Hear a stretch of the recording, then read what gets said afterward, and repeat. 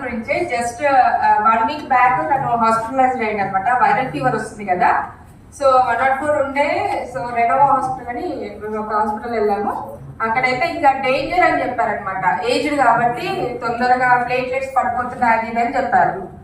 So నాది వెంటనే మా మదర్ ఇన్ఫార్మ్ చేయగానే నేను ఐపల్స్ అక్కడ వెళ్ళినాను. ఎప్పుడైతే ఐసీయూలోకి తీసుకెళ్తారో ఒక 60 ml కన్జ్యూమ్ చేయించిన మా ఫాదర్కి. నాకు ఫుల్ కాన్ఫిడెంట్ మన ఐపల్స్ మీద. సో వాళ్ళు తీసుకెళ్తుంటే జస్ట్ జ్యూస్ అనేసి ఇచ్చాను. ఇచ్చిన తర్వాత ఫ్లక్చుయేషన్స్ అవుతున్నాయి, 80,000 నుంచి 87 అట్లా అవుతున్నాయి, కానీ దానికంటే తగ్గట్లేదు.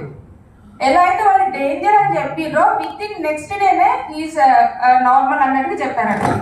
సో ఒక వండర్ఫుల్.